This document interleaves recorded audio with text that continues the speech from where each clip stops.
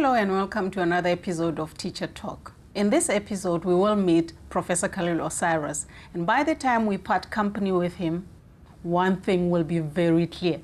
He breaks down most of the stereotypical walls built by society. He is humorous, sometimes at his own expense. For an ex-convict who served 20 years in prison for robbery, Osiris, an articulate and well-read professor, graduated with a bachelor's and a master's degree from an Ivy League university, Boston University in the US, during the time he was incarcerated. During this time, he was beaten by guards and subjected to solitary confinement, but he decided to liberate his mind. And while in prison, he organized book clubs to promote literacy, formed prisoners' study groups, and created numerous programs based on the principles of restorative justice. He even designed a program called COCMP, a cognitive behavioral change model meant for educators, learners, and parents. He has some unique things to say about teachers. I'm honored to be here, and I'd just like to begin by thanking Phindile for an opportunity to share with you some of the work that we've done in the United States and what work we are doing in schools here in South Africa, specifically as it relates to classroom management and school culture.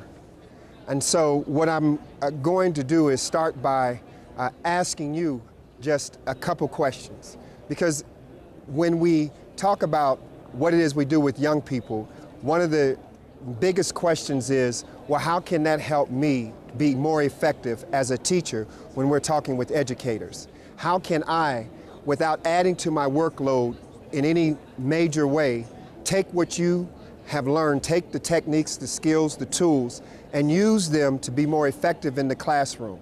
And then how can we build that out so that it's school-wide? So today's conversation is going to address the challenges that we have in schools on two levels. One level is a systems approach. That is to say, how do we really impact education at a school-wide level in the context of how systems or organizations function? Secondly, we're going to talk about the challenges we're facing in schools as it relates to learners specifically. So we're going to go from the broad context to the very specific behaviors that we see in classrooms. But the first question I'd like to ask you is, on a scale of 1 to 10, let's say 10 is very high and 1 is very low. On that scale, how today, given everything that's going on in your life personally and professionally, how are you feeling today on a scale of 1 to 10? And I'm just going to go around and ask this because this exercise is very important to the overall message regarding the work that we do with young people.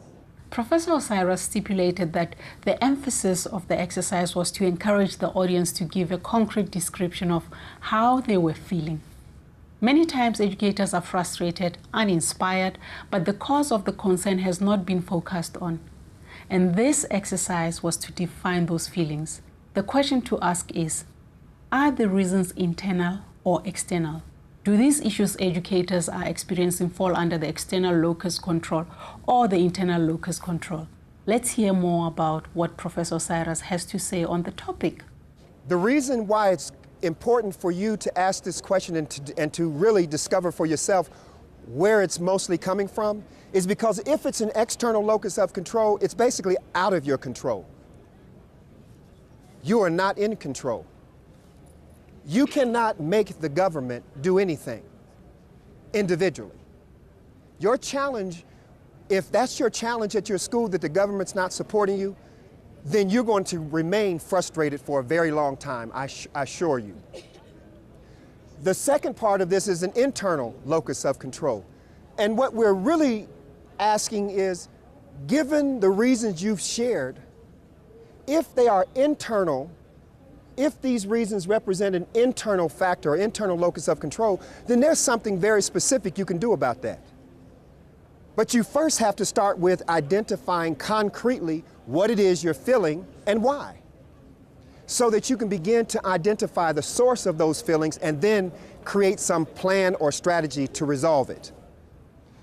What we do in our work fundamentally, when we hear about young people who are acting out in classes, when we hear learners are disrespectful, disobedient, will not take responsibility for any of the expectations of the school, what we typically hear when we ask those learners why, they will always give external reasons. Oh, the teachers aren't any good. My mother, I have problems at home. Or I just came from the township. Or it is always something external. And as long as you are externalizing your problems, it's typically what happens is it justifies you feeling like a victim. And if you feel like a victim, then what happens is you're saying you're powerless. You're saying that as a victim, someone else has control. And if you, as an educator, are modeling this kind of attitude, then what do you expect of the learners? Do you really think that their behavior happens in a vacuum? That it happens outside the context of an experience they're having on a daily basis? No, it doesn't. It happens right within that context. So what we're going to do today is look at how can we help learners, but starting with ourselves, to move from an external locus of control to an internal locus of control. How can we literally, in our own lives, in our own experience, in our daily teaching experience, put ourselves in a position where we are more in control of the situation because we are exercising our power internally over the environment that we're in. That's going to be a very big point that I want to show us today how to do, how to accomplish, individually, as well as school-wide.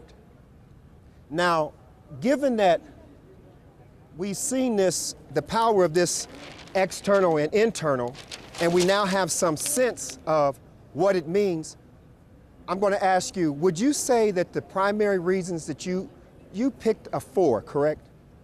Are your reasons primarily external or internal?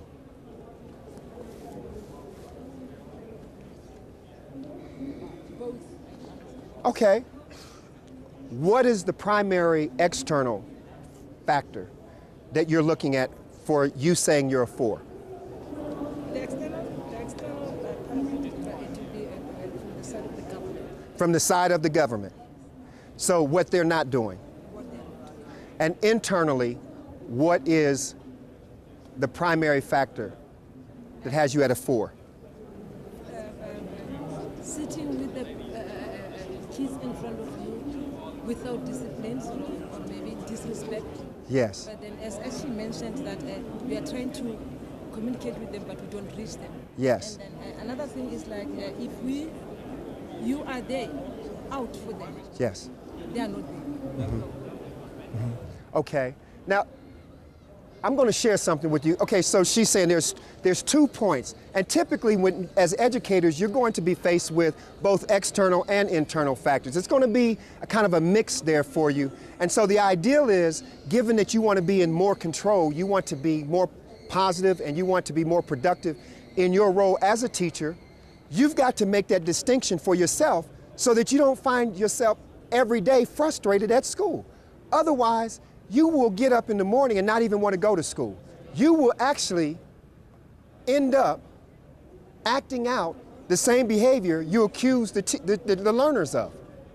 Because when you get to school, your attitude could be as bad as the learners.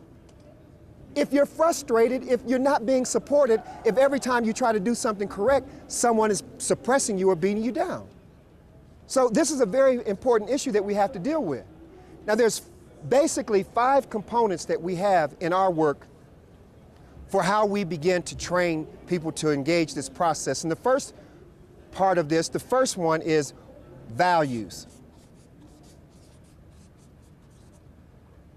Values. The first part we start with is values. And we have 12 that we list. And the first of the values is love. That's the first value. There's 12, and we'll give you that information, but values is a starting point. Because if you don't have clarity about what values are driving your work, then it's going to be very difficult to sustain it. If you value, as you said, there was some who, you phrased it as sucking up to the administration. And clearly that value, you've described that value in a way that suggests it's not a value you share. Okay, so this conversation about values starts with ourselves. We have to identify what values we have that we bring to the occasion. The second part of this is what we call a positive change model.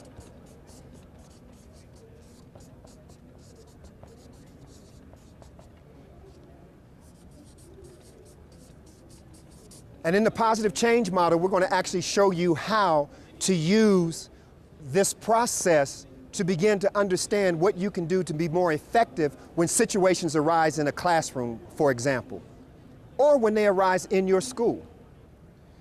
The third is what we call social skills. Because whatever you learn, if you want to sustain the change, the new awareness, you have to develop the skills that are necessary to carry it out, to maintain it. If you teach someone something that's new, if you try to encourage them to engage in a new way of thinking, in a new attitude, to develop something, a more positive way of approaching others, that's all good. It's like telling someone who smokes, smoking is bad for you. Do you really think they don't know that? At 40 years old, do you think that they don't know smoking is bad for them?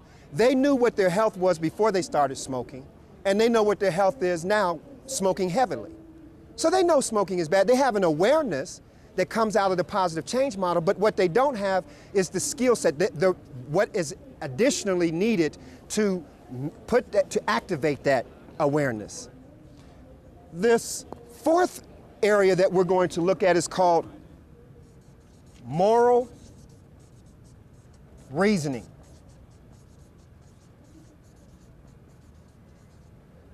Moral reasoning basically has to do with whatever it is that you do, the fundamental question is, why?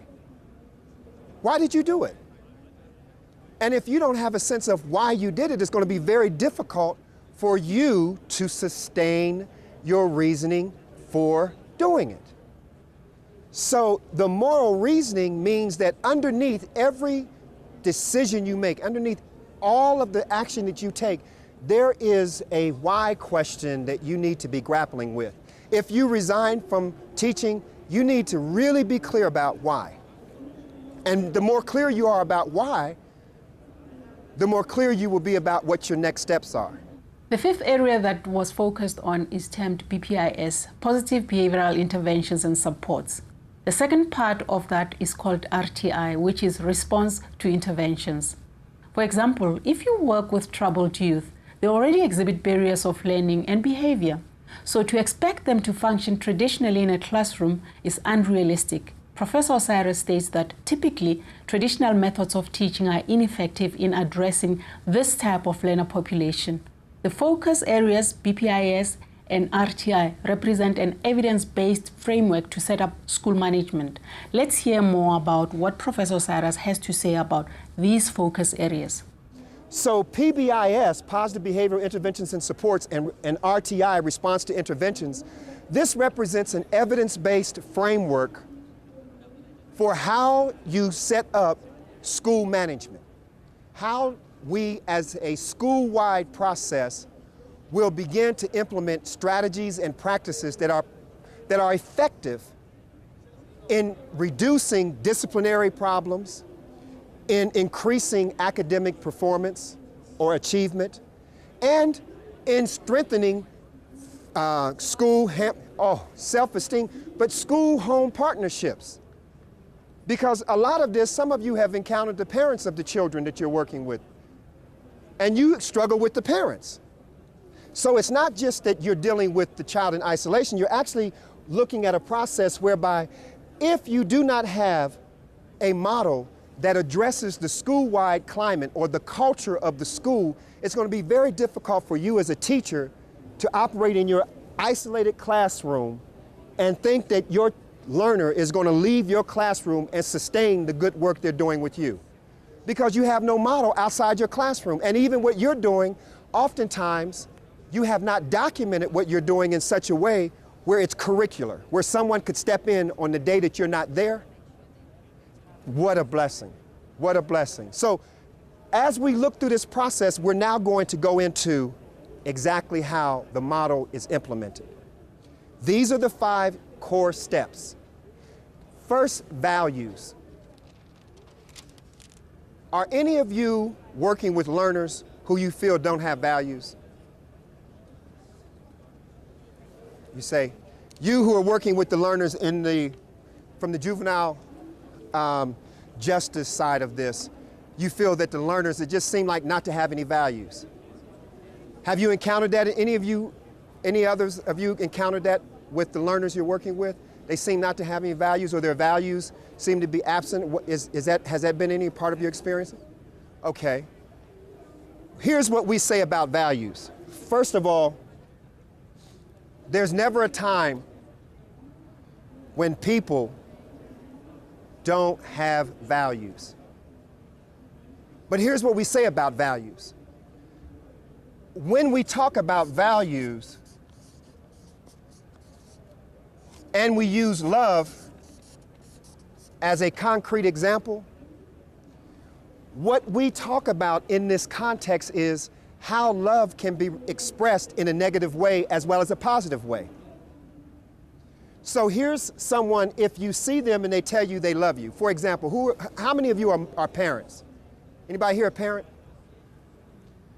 And how many of you have had a child, your child, really, really struggle with getting up on time in the morning? Seems pretty common, huh? Wait a minute, you struggle with your child, wait a minute, not the learner in school, your own child struggling with getting them up on time. Even you. Okay. Professor Osiris has shared the principles that are important from a school-wide perspective. The 3 are: be respectful, be responsible, and be safe. The principles reflect positive behavioral interventions and supports as well as response to interventions, as previously mentioned. The professor goes on to give a breakdown of these principles. Be respectful. When we talk about being respectful, we have to define it in terms of concrete behavior. We have to give examples of what being respectful looks like. What does it look like in a school environment when we say be respectful?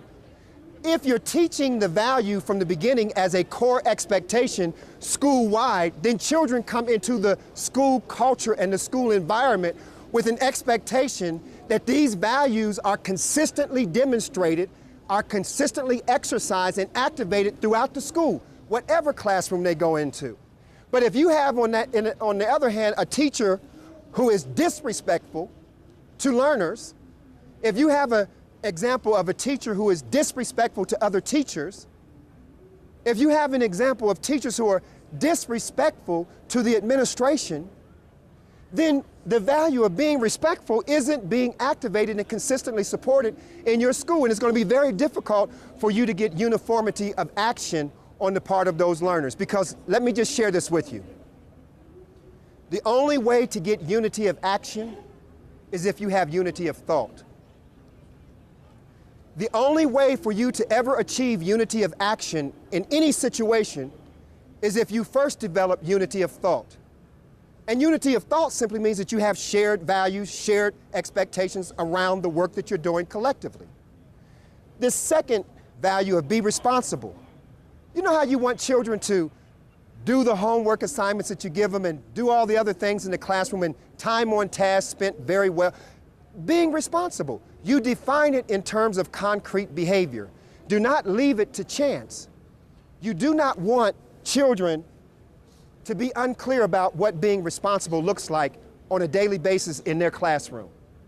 So you define what being responsible looks like. And thirdly, be safe. Don't you want children to be safe in the school? Don't you want your school to be a safe place for them to learn? So these core values, and let me just tell you, you can take just these core values put them up in your school, test it in your classroom. You don't even have to go school-wide because some of you don't have the power to implement it school-wide. You only can do what you have control over in your classroom. And I'm sharing with you that if in your classroom, when you go back to school next week, to your school, you place in your classroom 3 core values for your class. Be respectful, be responsible, be safe. I promise you by the end of the week, every learner in your class will have a concrete understanding of what it means to be respectful. And when they're not respectful, you have a greater opportunity, you have a greater kind of foundation, stronger foundation for you to then call them back to respectful behavior. But if you haven't set this in motion as a core expectation up front, it's very difficult for you out of the clear blue, because you value being respectful, to expect them to be respectful. You have no frame of reference for agreed or mutually shared values. Secondly, on being responsible, guess what? If you put this in your class, the children will tell you themselves what it means to be responsible. All you have to ask them, what do you think being responsible is? They will tell you. And being safe. Now here's the deal. Notice that all of these are affirmations, they're positives. What we typically see in schools that have zero tolerance policies and emphasize what we call consequences, we see negative affirmations. In other words, don't talk, don't curse, don't fight, don't bully anyone. Really. As long as you tell people, don't, they're gonna do. It's what you encounter it. As a parent, I said, don't stay up all night listening to that crazy music and then expect me to be nice in the morning when you get up or don't get up. No, you're starting from the wrong place. Basically, starting from the negatives is starting from what we call a deficit model. In other words, you start from what you think children lack rather than what they have. Starting from what they have, or the positives, is called a strength-based approach. And the purpose of a strength-based approach is to acknowledge and celebrate what they already have and the genius is already present before they even came to you. And we know that it's present because they arrived at your doorstep or they arrived at your classroom. So there's genius there regardless of whether or not you see it yet. And that's why we say we do not teach to where the child is, we teach to their potential. We are always teaching to the potential. That's why we don't get discouraged by the fact that we don't see it manifest yet, because it's potential we're teaching to. Just think in your own lives. Think as adults, as grown adults now. Haven't you done some things, good things I'm talking about, that you've accomplished, good things you've accomplished, that even you didn't know that you would do? Of course, because it was in you. You didn't know it at the time, but it was in you. That's potential. And I'm telling you, as difficult as a child may be while they're working in your classroom or creating problems in your classroom, there's a potential there for them to be greater than however they're behaving in that moment. But here's what we have to tell you. Given, you understand the values part of it. It's very clear, right? Given that we know that's the case, there's a very simple process that we use for helping educators understand why young people behave the way they do. We say that all behavior, wherever you go in the world, I don't care if it's China, Indonesia, America, or South Africa, all behavior is a consequence of thoughts and values. All behavior is a consequence of thoughts and values. So if a child is acting out in your classroom, you need to know that it's because of the way they're thinking. So if you, as a teacher, focus on punishing the behavior and you never address the thoughts and values that's producing the behavior, you will never sustain the changes that you want in that child. Yeah, you can punish them that day. You can kick them out of your class. You can even expel them from school. but you will never change the behavior simply by doing that. It's like children who get into trouble. Children who are actually already responsible for committing crimes. And your job is to work with them and help them turn their lives around. Okay, so if you intend to do that successfully, if it's your intention to change that kind of behavior around, then you need a way of doing it. You need a process that you can use that you turn over to them, that they become more effective in using for themselves. So this model is what I call the positive change model.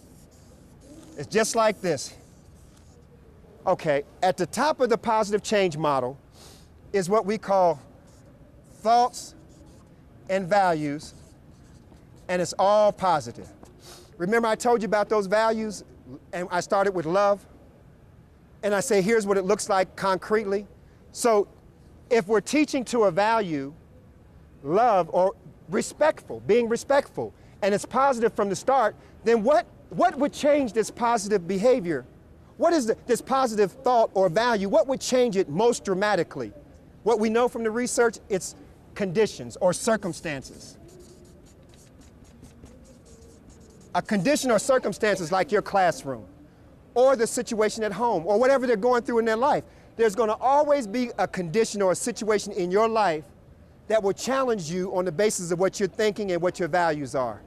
And any time that you find yourself challenged or in a situation, it will lead to you acting a certain way. So the next step here is actions. Conditions demand actions. If you wake up in the morning and you have no money, and you have bills, and you have no food, and your children are hungry, you're going to act. You're going to do something to feed your children. That's the expectation that you have for yourself. But it's a universal expectation for any person that finds himself in a situation where action must be taken. Now the question is your action positive or negative? If your action is negative, it's because you have engaged in thoughts and values that reflect a negative kind of behavior. What an interesting man. Don't forget to join us next week where we will be concluding Professor Osiris' presentation. And if you would like to comment on this broadcast, please contact us on helpdesk@learnextra.co.za or leave a post on our Facebook wall.